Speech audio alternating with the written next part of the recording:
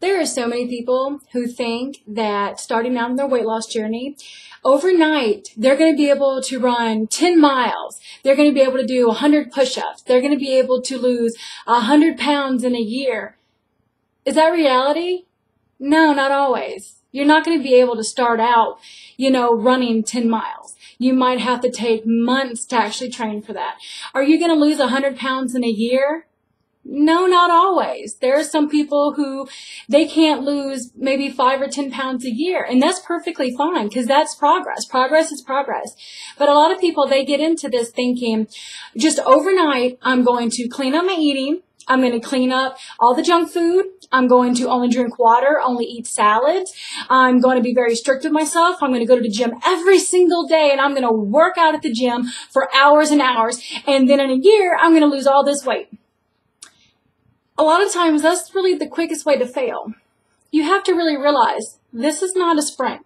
This is not something you're going to do for a very short time. You can be doing this for a few weeks, a few months. But really, if you're really serious, this is a lifelong journey. This is a lifestyle change. I know that word gets thrown around so much, and a lot of people really don't understand what it means. And they think a lifestyle change is a diet. Well, when you have a lot of people who say they're on a lifestyle change, but they're really on this crazy diet, I understand why.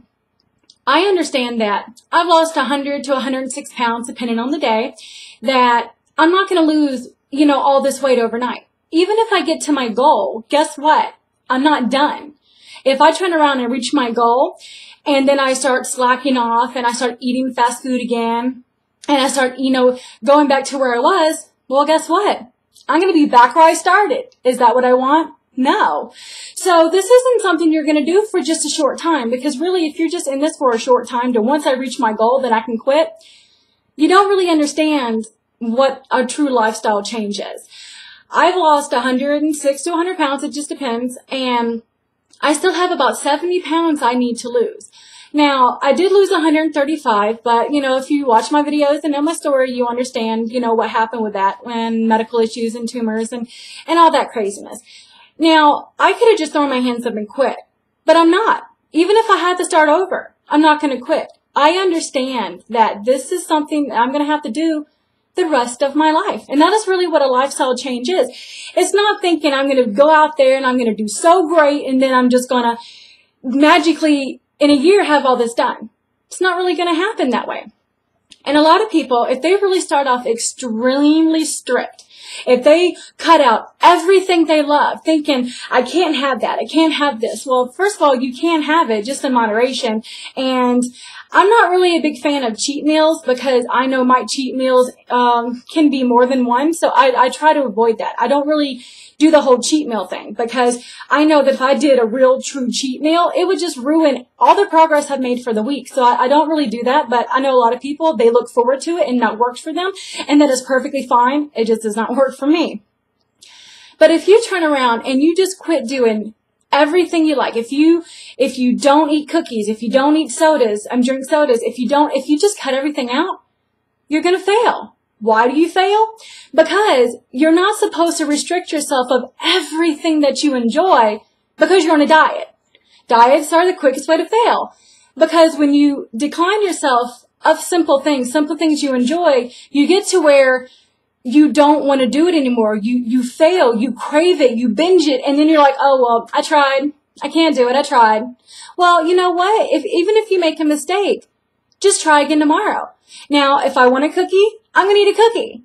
I try not to eat the whole bag. If I want to go to the gym, I know that I'm not going to be able to run 10 miles the first time. I know it's going to take me longer than a week to get there. I know that I'm not going to lose 10 pounds a week, 30 pounds a week. I'm not going to drop 100 pounds in a month. And a lot of people, they really think that they're not doing it right. They're failing, that they can't do this because of natural progress of weight loss. It is not going to be a straight shot where you're just going to lose weight. You're never going to gain it. That is not reality. Look at me. I lost 135 through medical reasons. I gained 80 in 6 months. I went from 330 plus to 195 to turn around in 6 months be 272-ish, because they started hiding the scale from me. I'm now 230, 236. It really depends on the day. And I understand that shit happens. Things happen where I could just throw my hands up and quit. Am I going to? No, because this is not a diet for me. I understand that this is something I will do the rest of my life. There will be ups, there will be downs, there will be setbacks, there will be things that happen that you cannot control, some things that you can control. There will be days where you don't feel like going to the gym. You just want to binge on burgers. That is perfectly fine. That is part of this. And a lot of people think that the second they get given to that weakness, the second that they fail at it, they fail. And to me, I don't believe in failures. I think failures are lessons learned to make progress. I think the only reason that you completely fail in this is if you quit. That's all. So as long as you're trying, you can make a million mistakes. Mistakes are proof you are trying. And you know what?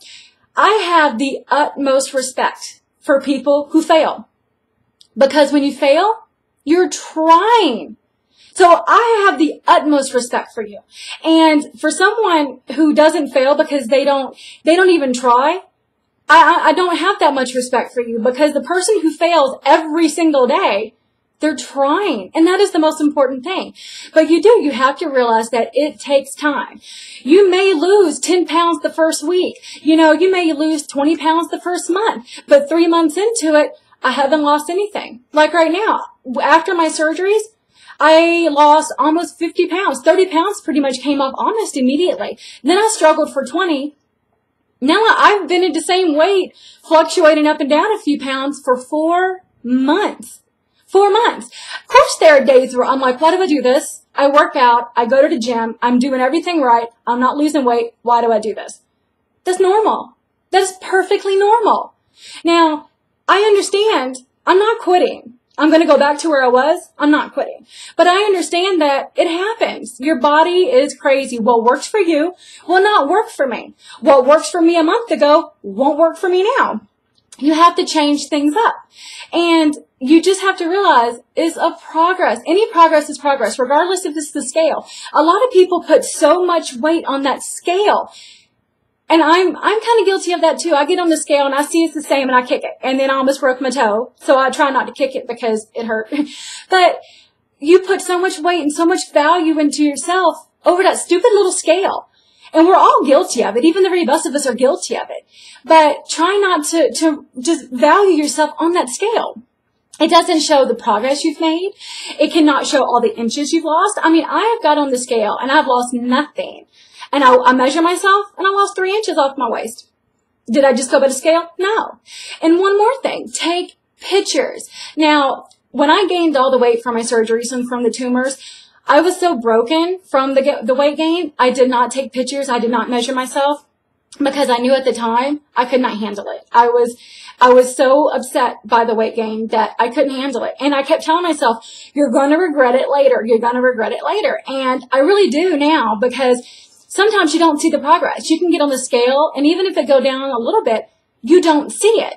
Well, pictures are very good for that, because sometimes you don't see it, but if you take pictures, they can show it.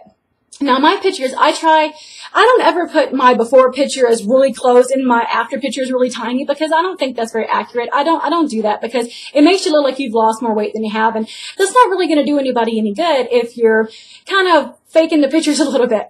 But if you really want an accurate measurement of what you've done and progress you've made, even if the scale or even if measurements are not showing it, take pictures, put them side by side. You can do it every 2 weeks, every month, and that can show a little bit of progress.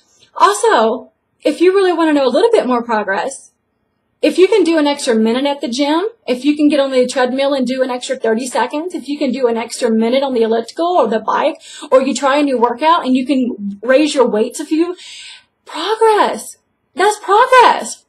Those are called no-scale victories, and those are victories. So just because the scale doesn't show it, just because, your measurements, or, even your eyes, because you are usually going to be the last person to notice any result.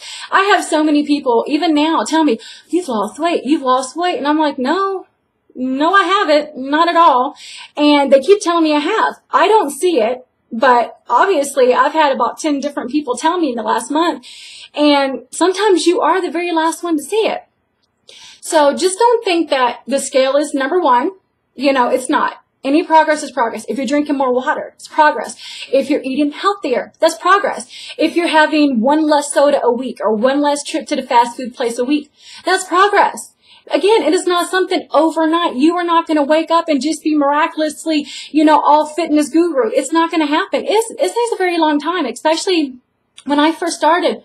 I knew absolutely nothing. I knew about this diet or that diet or, starving yourself or ally pills or, I knew all those little tricks. Did they work? No, not at all. But when it came to being healthy, did I know anything? No, I thought I just won't eat any sugar. I won't eat any fast food. I just will, starve myself. I'll go to the gym. No sodas. And guess what? It lasted like 3 days. I got hungry. I got angry. And then I binged. And then I'm thinking, well, I can't do it. I can't do it. I don't understand how all these people do it. It's moderation. Moderation in realizing that this is a lifetime. It is not a sprint. And if you're really in it for the sprint, you're not really in it for the whole lifestyle change. And I know when I first started, I wasn't. I just wanted to be skinny. I was 330 something pounds. I was a size 30. I just wanted to be skinny. Well, eventually that went from being skinny to being healthy, to being fit. And I'd rather be fit. Even though I'm so heavy, I'm very, very fit. I'm actually one of the most fit people I know. There's a lot of people who are skinnier than me, but they can't walk down the block without getting out of breath. And I can do the elliptical for 2 hours with barely breaking a sweat. So, just because you're heavier doesn't mean you're not fit. A lot of people, they always think that if you're skinny, you're in shape. That's not true. A lot of people, they don't understand that just because you're skinny, you can technically be skinny obese. And I guess I need to make a video about that. So again, this is not something you need to stress about over a week. It is something you need to learn. You need to just ease into it. Once a week, just remove one thing from your diet. Instead of going to fast food 5 days a week, because I know I used to live at the fast food restaurant. I was there 2, 3, 4 times a day. So cut it back a little bit. The next week, try not doing it twice. Try bringing your lunch twice a week instead of, none. And then slowly just progress. And that's what it is. It is not just jumping into this head front, wondering why I can't do this. Because it's hard. Nobody can do it. If you cut out every single thing you enjoy, if you kill yourself in the gym, are you going to really enjoy fitness? No. So if you don't enjoy it, you're going to make it a chore. You're going to end up hating it. Now, are you going to do something you hate every single day for the rest of your life? No. That is why you fail, because you hate it. Make it fun. I like doing the elliptical. I enjoy it. It is fun to me. I know I should do more weight training and doing my bike, but it kind of hurts my butt. But I know I need to do a lot of other things, but I enjoy the elliptical. I enjoy swimming. So I try and make it fun. I go to the elliptical, I put my music on, I think I'm at a concert, and I enjoy it. So you have to make sure it's something you enjoy. If you like cookies, try and lighten them up a little bit. I have another video about making simple swaps. It's just simple swaps. You can still have what you like and just lighten it up. If you want a cookie, get the box stuff or make it from scratch. And instead of using oil and egg, use water, soda water. It does make it more cakey, but I like that. You can use it with muffins. You can use it with cupcakes. You can use it with any kind of thing. It is a little bit different. It's not like a cookie, but it's still delicious. And you know what? It's a lot less calories. It's still not perfect, but it gets rid of that craving. So I enjoy it. I don't feel like I'm depriving myself. So I don't hate it. And that's the biggest thing. If you're going to hate it, you're not going to do this. And I really do want you to succeed. That is my wish for you. Succeed.